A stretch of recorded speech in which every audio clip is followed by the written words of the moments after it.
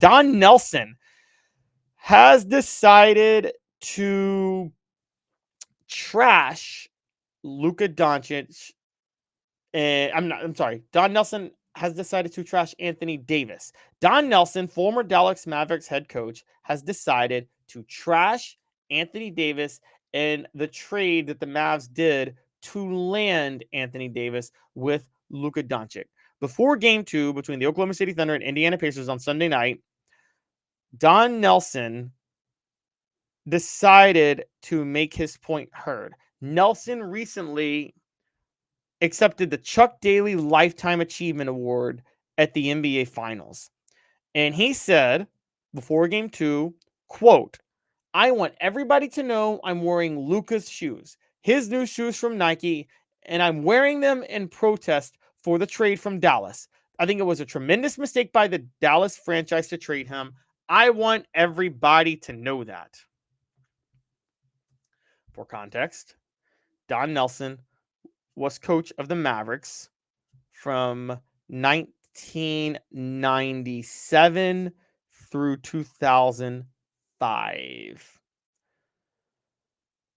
He never made the finals when he was coach of the Mavericks. He had Steve Nash, Dirk Nowitzki, and Michael Finley for quite a few of those years. I believe from like 2000 to 2004. No, 2000 to 2003. No, 2000 to 2004. He had Steve Nash, Dirk Nowitzki, Michael Finley. That's a 2-time MVP and another. That's 3 MVPs in your starting lineup. Steve Nash twice, Dirk Nowitzki once. Didn't win a title. Didn't even make the finals during that time period.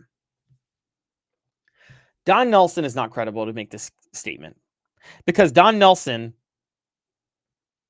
doesn't value players like Anthony Davis.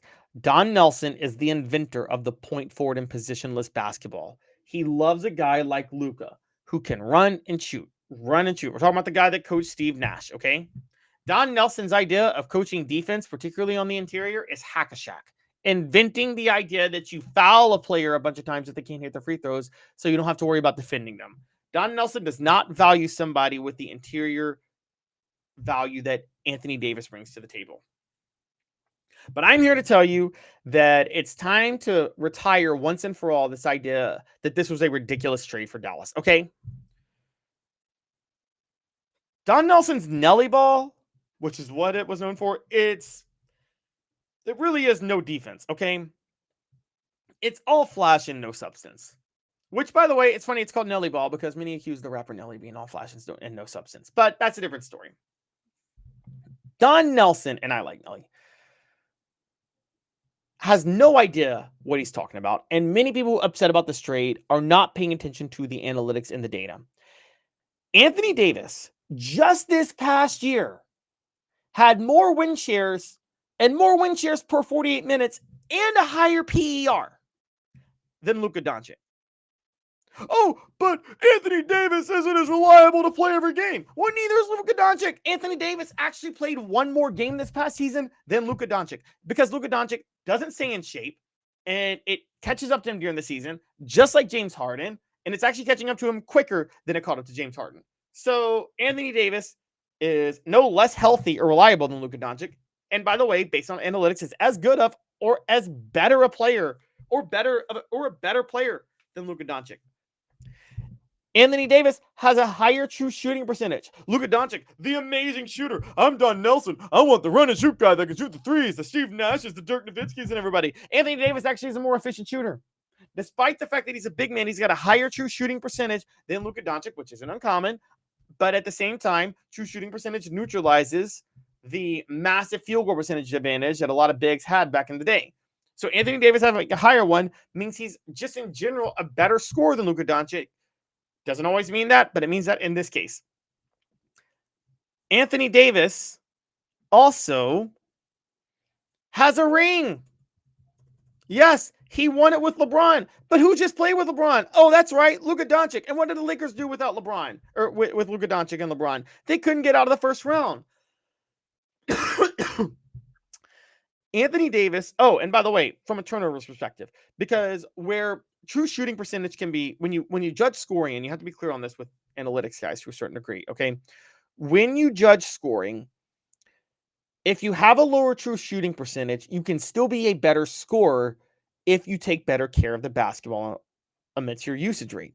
Well, Luka Doncic turns the ball over 3.9 times per game for his career. His turnover percentage is 14. He's got a 14% turnover ratio. Anthony Davis has an 8.9% turnover ratio. And now I'm not even talking about the fact that Anthony Davis is better at blocking shots, a better rebounder, better interior defender, and just the general things on those natures. Anthony Davis is a better player than Luka Doncic.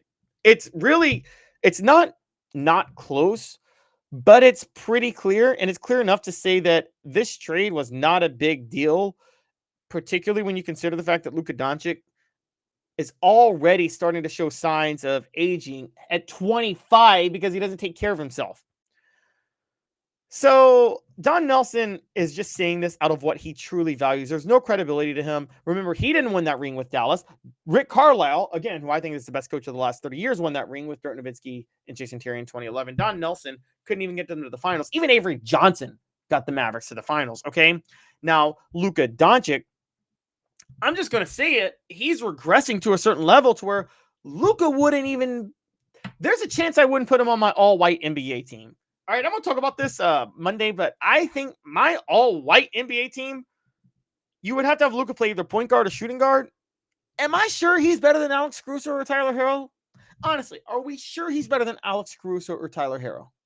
Luka Doncic may not be an all-white NBA player anymore. Yes, it's going to be the white all-NBA team. We're going to have fun with that. We also will do the white all-time all-NBA team. And maybe to make things real difficult, we'll do the all-white American NBA team. But on the all-white NBA team, I'm not so sure Luka Doncic would make it. And I know that's crazy to say to some people, but Luka Doncic, to me, personally, is becoming a more and more overrated player by the day. I think the NBA, in the era of spacing, has placed way too much value on scoring efficiency, and I understand why, but has ignored so many other things that come with scoring efficiency. You see this in the LeBron-Michael Jordan debate, by the way. A lot of LeBron fans like to use analytics to defend LeBron because they'll say, you know, he's a better rebounder and a passer, but he's also a better scorer because he has a higher true shooting percentage. Well, one, ignoring the fact that Michael Jordan played in an era that didn't value analytics. Two, shot selection has as much to do with true shooting percentage as actual ability to shoot and score. And Michael Jordan's era, because it didn't value analytics, was going to naturally result in him not taking as many great shots, many effective high percentage shots as LeBron, whether that be the three or the layup, because the mid-range was big then. And three, Michael Jordan took better care of the basketball than LeBron James. The most insane Michael Jordan stat is actually his turnovers. And I'm going to talk about that a little bit more in detail one day. But Michael Jordan was the best at taking care of the basketball given his usage rate. And LeBron's not even close to that. Okay. That has to count in your scoring efficiency. Because while you may, it's the same with like sacks for a quarterback. A quarterback may not throw an interception. They may not throw an incomplete pass, so the rating will be high. But if they take a sack because they held onto the ball too long, it should count against them the same. It's also true with turnovers. In the NBA, it should be held against you. We have totally ignored that, and we've totally ignored the ability of scorers to pass the ball, which is how Luka Doncic gets so much love. Because guess what? Luka is not the most efficient passer. I'm just going to say that. Even though he does average for his career 8 assists a game, he doesn't always find the open man consistently. And he only averages that many because he played point guard and he was tasked with it a lot of times. But he averages too many turnovers on top of that. Like his career year for assists was 23-24 when he averaged over 9.8, when he averaged 9.8, nearly 10. But he also had 4 turnovers during that time. And I get the total rebounds. He has 8.6 because many of you are going to come at me and be like, well, he's as good of a rebounder as Anthony Davis because he's averaging 8.6. But Anthony Davis is a double-double machine for his career, averaging 10.7. So Luka is not as good, I think, personally, as Anthony Davis. I think we're really overrating Luka, given the fact that he doesn't take care of the basketball. For a point guard who averages a lot of assists, he's not as effective at finding the open man as people think. And Luka doesn't take care of his body. Very clear if you look at the way he was in the playoffs. And his production does somewhat decrease in the NBA playoffs, but I'm not going to hold that too much against him. It's not as bad as some other players. Still, I think the reason Don Nelson likes Luka is Luka's more Don Nelson type of player than Anthony Davis. Let's call it what it is.